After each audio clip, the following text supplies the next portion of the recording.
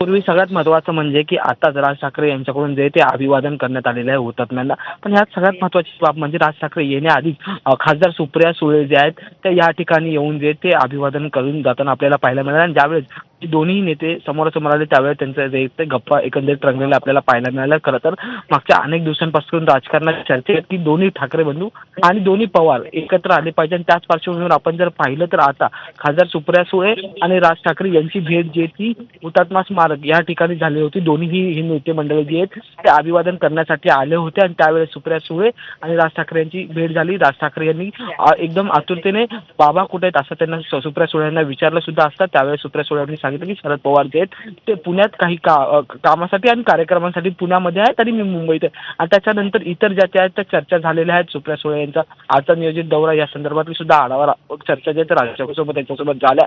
त्याच पार्श्वभूमीवर इतर गोष्टी घडामोडी आहेत त्या संदर्भात सुद्धा चर्चा होताना आपल्याला पाहायला मिळाली. आता आपण जर पाहिलं तर मनसे अध्यक्ष राज ठाकरे यांच्याकडून जे ते एक हुतात्म्यांना अभिवादन जे ते हुतात्मा चौक या ठिकाणी करण्यात आलेलं. त्यासोबतच मनसेचे नेते अविनाश अभ्यंकर, मनसेचे नेते बाळा नांदगावकर, संदीप देशपांडे यांची सुद्धा उपस्थिती आपल्याला पाहायला मिळाली. पण आजच्या भेटीने पुन्हा एकदा नव्या चर्चांना उदा येऊ शकते कारण की ज्या वेळेस राज ठाकरे अभिवादन करण्यासाठी येणार होते त्याच्या काही वेळापूर्वीच सुप्रिया सुळे ज्या आहेत त्या अभिवादन करायला आल्या होत्या. त्यांनी अभिवादन केल्यानंतर बाहेर पडत असताना चौकाच्या इथून बाहेर पडत असताना राज ठाकरे यांना भेटले. अगदी बोलके नेते समोर सांगण्यात पाहायला मिळाले. खरं तर दोन्हीही नेते जे त्यांचे दोघांचेही जे ते पक्षांच्या चर्चा ज्या आहेत त्या राजकारणात रंगलेल्या आहेत कारण की ठाकरे बंधू एकत्र येणार का हा नवा प्रश्न आहे. त्यासोबतच दोन्ही पवार एकत्र यावं असे राष्ट्रवादीचे कार्यकर्ते आणि इतर लोक बोलताना पाहायला मिळतात. आणि त्याच पार्श्वभूमीवर या दोन्ही महत्त्वाच्या पक्षातले नेते मंडळी आज समोरासमोर आले आणि आपण जर पाहिलं तर राज ठाकरे यांचे सर्वच पक्षांशी चांगले एक संबंध आणि त्याच पार्श्वभूमीवर आज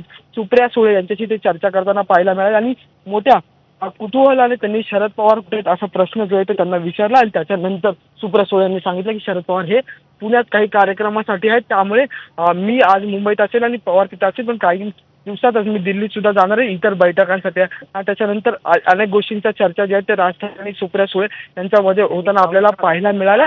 आणि त्याच्यानंतर मग राज ठाकरे जे ते अभिवादन करण्यासाठी आले आणि सुप्रिया सुळे या ठिकाणून बाहेर पडताना पाहायला मिळाले. त्यामुळे आता या सगळ्या प्रकरणात पुन्हा एकदा नव्या चर्चा रंगणार कारण की जे एकंदरीत जे दोन पक्ष एकत्र येण्याच्या चर्चा मागच्या अनेक दिवसांपासून राजकारणात सुरू आहेत ते पक्षातील महत्त्वाचे नेते आज खरं तर महत्त्वाचा दिवस आहे महाराष्ट्र दिन म्हणजे याच दिवशी संयुक्त महाराष्ट्र जो आहे तो झाला आणि याच महाराष्ट्रासाठी हे नेते एकत्र यावे अशी नेहमीच कार्यकर्त्यांची आस लागलेली असते महाराष्ट्राच्या उद्यानात. बरोबर आहे अजय. पण त्याचबरोबर आणखीन एक महत्त्वाचा मुद्दा असा आहे की या संपूर्ण चर्चांच्या पार्श्वभूमीवरती आता राज ठाकरे यांच्याकडनं आणखीन काही प्रतिक्रिया येते का खास करून उद्धव ठाकरे यांच्या संदर्भातल्या युतीच्या चर्चाच्या बाबतीमध्ये?